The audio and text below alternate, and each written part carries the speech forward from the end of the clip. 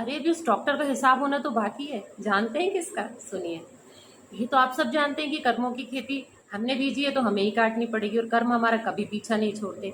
चाहे पुत्र के रूप में, पुत्री के रूप में, कर्ज के रूप में, किसी भी संकट के रूप में, बीमारी के रूप में, हमारा पीछा कर्म कभी नहीं छोड़ेंगे। जो हमने बोया है वो हमें काटना ही होगा।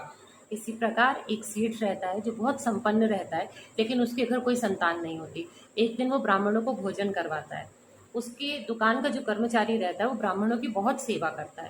ब्राह्मण प्रसन्न होते हैं और सेठ को कहकर जाते हैं कि तुम्हारा कर्मचारी बहुत अच्छा है, तुम इसको कुछ ना कुछ उपहार जरूर देना।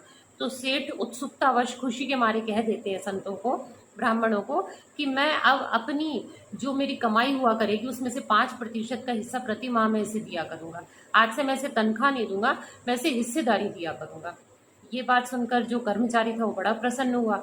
उसने भगवान से अरदास की कि भगवान, सेठ जी की दुकान में दिन दुगनी रात चौगनी तरक्की कीजिए। जब उनकी तरक्की होगी तो मेरी भी तो तरक्की होगी। ऐसे करके 1 महीना बीत गया। तनख्वाह का दिन आने वाला था। जो कर्मचारी था उसको बहुत तेज बुखार आ गया। उसने सेठ जी से कहा, सेठ जी मेरा हिसाब कर दीजिए, मुझे डॉक्टर को दिखाना और पैसों की ज़रूरत है।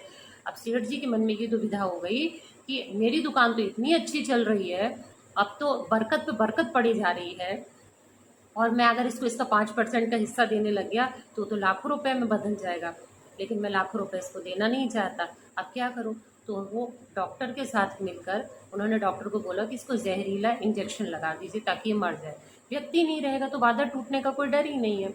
ऐसे ही होता है, डॉक्टर उसे इंजेक्शन लगा देते हैं और उस कर्मचारी की मृत्यु हो जाती है। 1 साल बाद सेठ जी को पुत्र रत्न की प्राप्ति होती है। पुत्र बहुत अच्छा होता है, पढ़ा लिखा कर उसको बड़ा करते हैं, उसकी शादी करते हैं। जैसे उसकी शादी होती है और 2 दिन बाद उसे एक असाध्य रोग हो जाता है। दुनिया भर के डॉक्टर, वैद्य, हकीम सबको दिखाया जाता है, लेकिन वो लड़का ठीक नहीं होता। सेठ जी का पैसा पानी की तरह बहता चला जा रहा है, लेकिन उसके बेटे को कोई आराम नहीं आ रहा।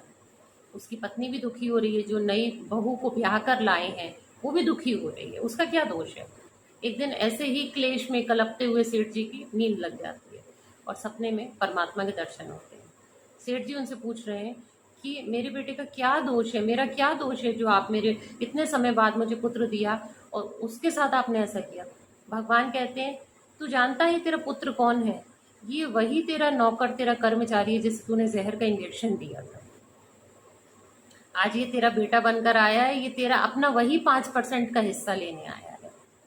और तुझे क्लेश तू इसलिए कलप रहा है कि व्यक्ति को जब खुद कोई तकलीफ होती है तो वो इतना दुखी नहीं होता, जब लेकिन उसके बच्चों पर तकलीफ आती है ना तो ज्यादा दुखी होता है। तो आज तेरा पैसा भी बह रहा है और तू कलप भी रहा है, तू क्लेश में भी है। तो वो कहता है चलिए मैंने मान लिया। सेठ कहता है मेरी गलती है, लेकिन जो मैं नई बहू बहू लेकर आया हूँ उसकी क्या गलती है? वो क्यों भुगत रही है?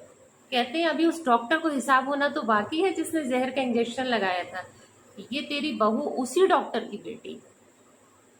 तो देखा आपने फ्रेंड्स, कर्मों की खेती जो हमने बीजी है ना, हमें स्वयं ही काटनी पड़ेगी। कर्म हमारा पीछा कभी नहीं छोड़ते, इसलिए सोच समझ कर कर्म कीजिए, क्योंकि इस खेती को काटने के लिए कोई दिहाड़ी मजदूर नहीं मिलते।